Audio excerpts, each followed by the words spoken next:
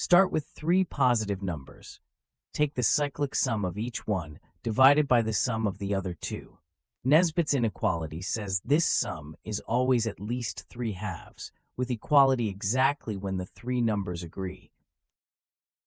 The natural move is to ask the same question for n variables. Wrap the indices around a ring and sum every term divided by the next two. The guess is the obvious one. The sum should be at least n over 2. So you check. N equals 3 is Nesbitt, fine. N equals 4, fine. 5, 6, 7, all the way up to 12, the inequality holds. And then at 14, the pattern breaks. Here's what the break looks like. A specific positive vector of length 14. Plug it into the cyclic sum, and the value sits just below 7. The gap is small, around 3/10,000ths, but it is a gap, and it's enough. So why 14? The answer has three pieces. A flat surface of configurations where S is exactly n over 2. A point on the edge of that surface where the gradient vanishes. And a Hessian eigenvalue that becomes negative at n equals 14. Each piece alone is harmless. Together, they open a way down. Start with the first ingredient. Take a very simple configuration. Alternate two positive numbers, a and b, around the ring. Every term of the sum becomes either a over a plus b or b over a plus b. Pair them up, and each pair is 1. There are n over 2 pairs, so S is exactly n over 2, no matter what a and b are. A whole two-parameter family of configurations sitting at the conjectured bound, a flat plateau. Now push the plateau to its edge, send b to 0, keep a equal to 1.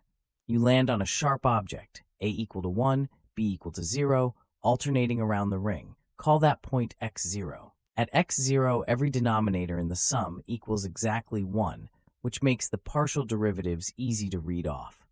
The gradient vanishes. x0 is a critical point, and it sits right on the boundary of the positive orthant. That boundary is the thing we have to stay inside of. Here is the Hessian at x0 for a few values of n. The entries have a clean cyclic pattern, and the spectrum is easy to read. For n equals 4, 6, 8, 10, and 12, every eigenvalue is non-negative. No direction locally lowers S below n over 2. Then at n equals 14, two eigenvalues slip below 0. That is the threshold. A direction v now exists along which S strictly decreases. Let v underscore minus be the eigenvector corresponding to the lowest strictly negative eigenvalue of the Hessian at x0. Step along v underscore minus, and the Hessian quadratic form is negative, so S drops. That is the direction we want. Unfortunately, v underscore minus has coordinates of mixed sign, so stepping along v underscore minus pushes some of x0's 0 slots below 0. We leave the positive orthant, so v underscore minus alone is not enough. We need to combine it with something. Here is the plateau's gift.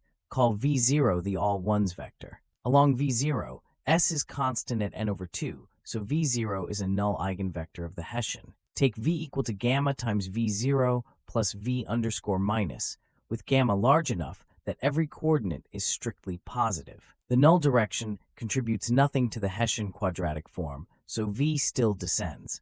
And every coordinate is now positive, a feasible descent direction. And here it is.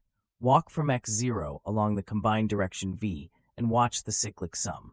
Start at 7, dip, rise again. The minimum sits just below 7. That is the counterexample, live. That dip only exists because n is even. Every step of the story used it. The period 2 alternation, the point x0, the pairing of terms on the plateau. So the argument does not carry over to odd n on its own, but it also tells us where even n keeps failing. The same mechanism breaks the inequality for every even n at least 14, 16, 18, 20, and so on. The first odd counterexample is n equals 25. That is your turn. Find a positive vector of length 25 whose cyclic sum dips below 12.5.